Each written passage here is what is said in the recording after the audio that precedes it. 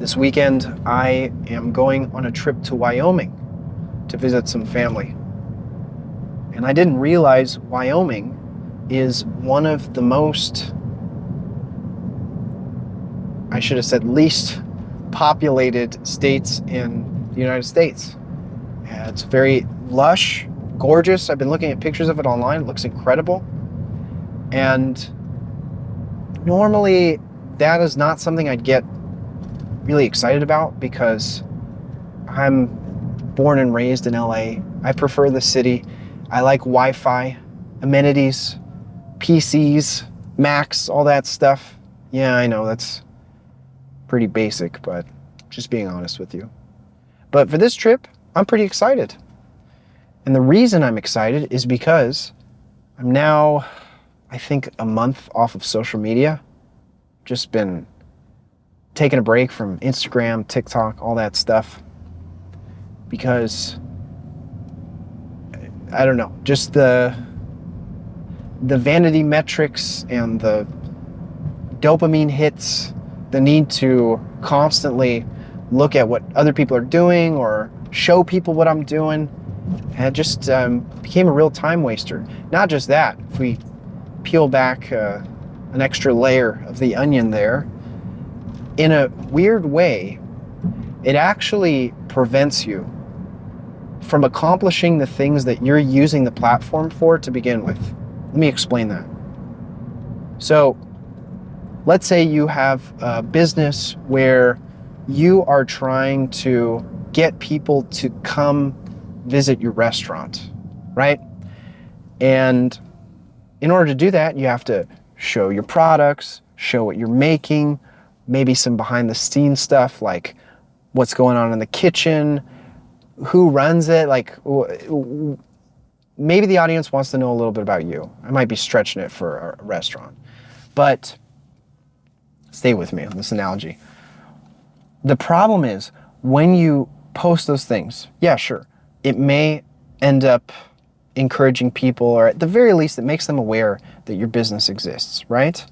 But there's also this fulfillment aspect. I guess a better analogy would be like if you have an idea for a movie or a TV show, let's say you wanted to make a film project, and you decided to post something on your Instagram story, and it has the music that inspired you, and it showcases some of your thoughts, and maybe it's the log line for the whole production, like such and such character goes on a journey fighting against whatever.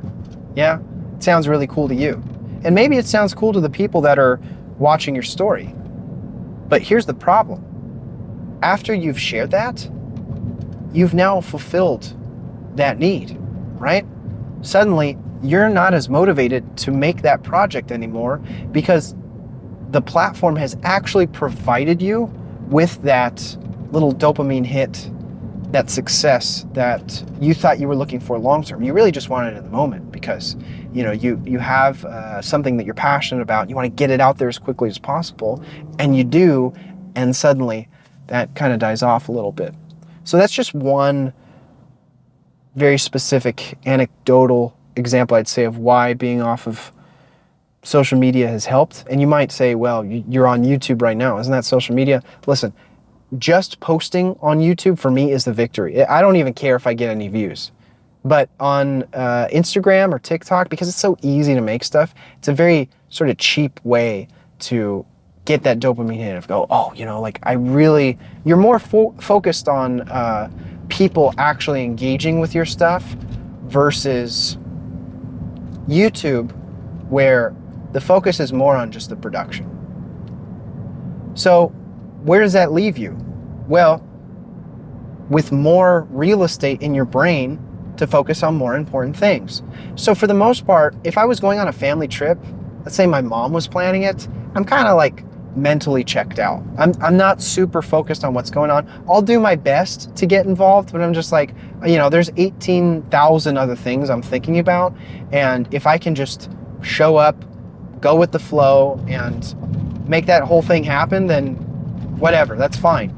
But I'm realizing now, after a month, that sort of brain power that's been clogged up by scrolling feeds, doom scrolling, is starting to come back to me. And now I'm really invested in the things that are going on. So to give you an example, like we need to order a car rental for this trip to Wyoming, right? And so the car rental was already taken care of. No big deal. I didn't have to pay it any heed, right? Because someone else was doing it. But then I started to go out of my way to find all sorts of deals, just of my own volition. Like I just suddenly became interested in doing it. And granted, I didn't really find anything that good, but the fact that I put in that effort was, I don't know, that was unlike me. And some of you might be listening to this and going, well, that's pathetic. Like, why would you not already do that? You know, some people try to make you feel bad for that sort of thing. But, you know, I don't think it's valuable if it isn't vulnerable. So I'm just giving you my honest truth in that regard. So the car rental was one thing. Another thing is I didn't realize until, of course, I decided to do some research that cell connection is really bad in Wyoming.